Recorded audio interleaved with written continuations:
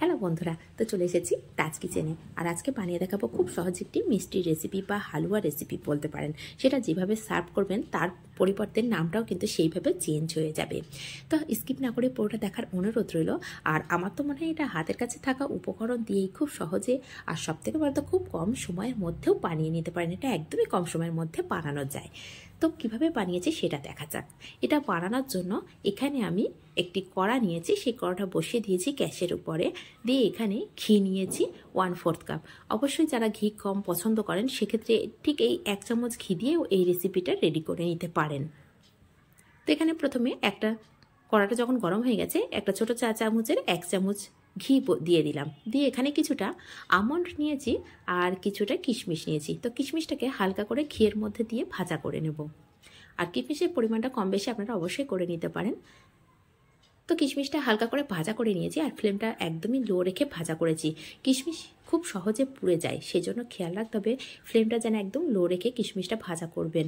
ফ্লেমটা হাই বা মিডিয়াম দেওয়ার সাথে সাথে কিন্তু কিশমিশটা পুড়ে যাওয়ার সম্ভাবনা থাকে। তো যে ঘিটা রয়েছে কড়ার মধ্যে, তার মধ্যে এখানে আমি সুজি নিয়েছি। আর এই সুজিটা আমার তো মনে হয় হাতের কাছে সব সময় সবার হাতের কাছেই থেকে যায়। তো এখানে 1/2 কাপ সুজি নিয়েছি।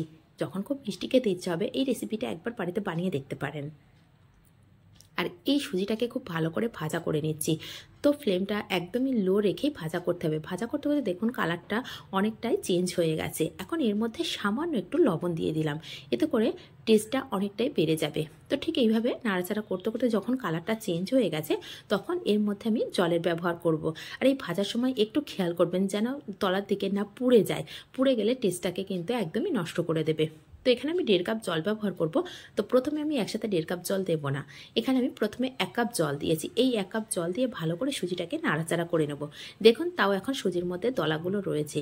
এই অল্প জল দেওয়ার জন্য সুজিটাকে খুব ভালো করে দলাগুলো ভেঙে দিতে পারছি, সেই জন্যই আমি প্রথমে 1 কাপ জল ব্যবহার করেছি।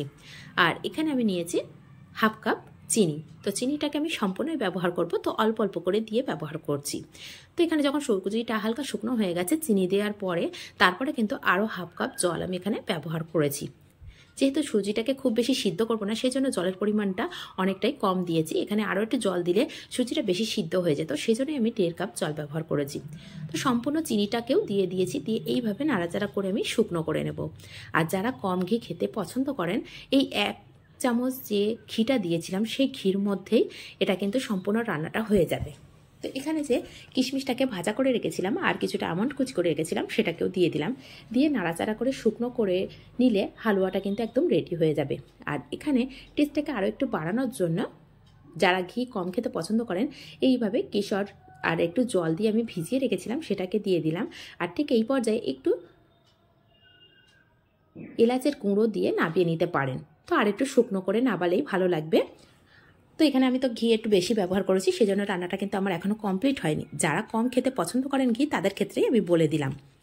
ঠিক এই পর্যায়ে সামান্য সামান্য নাড়াচাড়া করতে করতে অনেকটাই শুকনো করে নিয়ে মিষ্টির মতো বা বরফির মতো করে কেটে নিতে পারেন, বা হালুয়ার মতো সার্ভ করতেও পারেন। তবে নামানোর আগে সামান্য একটু এলাচ গুঁড়ো আর সামান্য আরও একটু ঘি যদি ওপর থেকে ছড়িয়ে দেওয়া হয়, সেক্ষেত্রে ঘিয়ের টেস্ট বা সেন্ট দুটোই পেয়ে যাবেন। তখন যে ঘিটা আমি রেখেছি সেই ঘিটা আমি অল্প অল্প করে দিয়ে এটাকে শুকনো করে নেব, যতক্ষণ না এই সুজি থেকে ঘি ছাড়তে শুরু করবে। ঠিক এই পর্যায়ে অল্প অল্প করে ঘি দিয়ে আমি একভাবে নাড়াচাড়া করব, এতে করে সেন্টটাও বাড়বে আর টেস্টটাও বেড়ে যাবে। তো এইভাবে দেখুন নাড়াচাড়া করে অনেকটাই শুকনো করে নিচ্ছি। আর এটা খেয়াল রাখবেন যেন একদমই ফ্লেমটা মিডিয়াম বা হাই না হয়ে যায়, সেক্ষেত্রে একদমই ভালো হবে না, দলা দলা হয়ে যাবে। সেই জন্য ফ্লেমটা একদম লো রেখে আমি ভালো করে এইভাবে নাড়াচাড়া করে শুকনো করে নিচ্ছি। আর এর মধ্যে দিয়ে দিলাম সামান্য একটু এলাচগুলো দিয়ে দিয়েছি আর সম্পূর্ণ ঘিটাকেও দিয়ে দিলাম। দিয়ে এইভাবে খুব ভালো করে নাড়াচাড়া করতে করতে যখন ঘি ছাড়তে শুরু করবে, তখন ঠিক সেই পর্যায়ে রান্নাটা একদম রেডি হয়ে যাবে।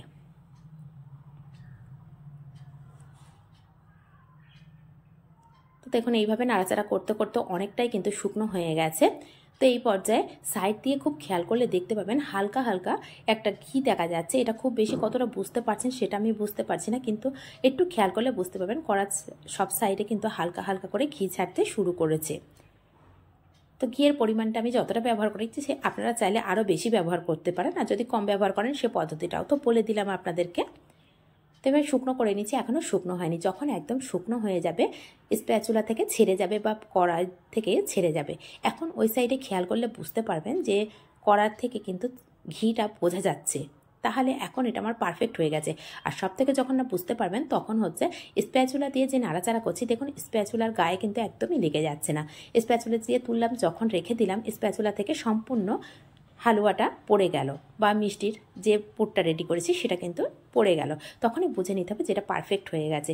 তো যদি হালুয়ার মতন করে সার্ভ করতে চান ঠিক এইভাবে সার্ভ করে দেবেন, এটা খেতে ভীষণ টেস্টি হয়। আর যদি কেউ বরফির আকারে করতে চান সেক্ষেত্রে ঠিক একইভাবে নিয়ে একটা প্লেট নিয়েছি, এখানে প্লেটের মধ্যে দিয়ে দিলাম। এই প্লেটের মধ্যে দিয়ে এটি বরফির আকারে কেটে নেব।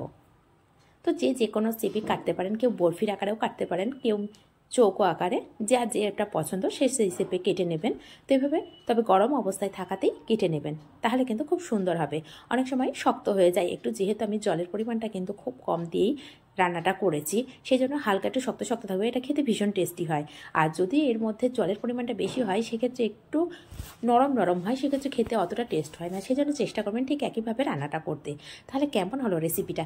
যদি ভালো লাগে তাহলে অবশ্যই লাইক, কমেন্ট, শেয়ার করবেন। আর রেসিপিগুলো যদি একটু আপনাদের ভালো লেগে থাকে তাহলে অবশ্যই চ্যানেলটিকে সাবস্ক্রাইব করে পাশে থাকবেন।